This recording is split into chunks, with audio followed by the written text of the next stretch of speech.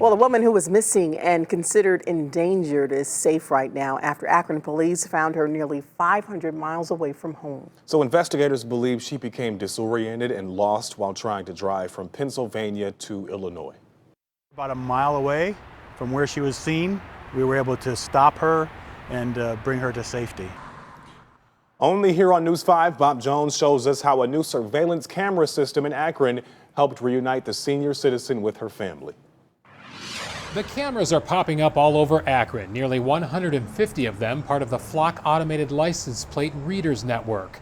Deputy Chief Mike Capers says the cameras help police to spot stolen cars and vehicles connected to other crimes. We're here to help people, and this tool allows us to do that. Yesterday, one of those cameras spotted the plate of this blue Subaru, driven by a 73-year-old woman who was considered to be in danger. I think she might have been suffering from the beginning stages of dementia. Police say she went to a dog show in Macungie, Pennsylvania on Sunday, but when she didn't make it back to her Peoria, Illinois home, PA police entered her license plate into the National Crime Information Center, listing her as a missing and endangered person. Her brother Jeff says worried friends searched for her. They were both physically and electronically trying to find her. But then around 11:30 a.m., Akron Lieutenant Brian Simcox got a flock alert on his computer in his cruiser,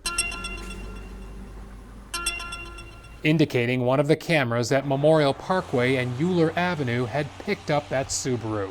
And half the city came looking for her. About 3 minutes after that alert went off, another officer spotted the vehicle a little over a mile away, here at the intersection of North Portage Path and Twin Oaks. Police pulled over the woman, and she was disoriented. Because I said, "Do you know where you are?" She goes, "I'm somewhere in Ohio, but I have no idea. I'm just driving west." She was disoriented. Oh yeah, absolutely. She was taken to an Akron hospital, and her grateful family was notified about how the cameras helped locate her. Without it, we'd have never found her. The family arranged travel to Akron to bring the woman safely back home. Certainly a lot of relief and a lot of gratitude. Up until this time, there's never been any problem. Capers is relieved the situation had a happy ending and that those who feared the senior citizen was in trouble can now rest easy. She didn't know where she was or how to get home. She was probably running out of resources. She ran out of gas or came into contact with somebody who meant her ill. It could have ended much differently. In Akron, Bob Jones, News 5. Now, there are some people who believe surveillance systems like Flock, for example, do more harm than good. The American Civil Liberties Union, or ACLU, is among them. I talked to them late this afternoon and talking with the Ohio ACLU's chief lobbyist about his concerns.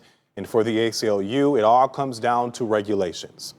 There's just been too many examples in the past of law enforcement misusing this type of technology.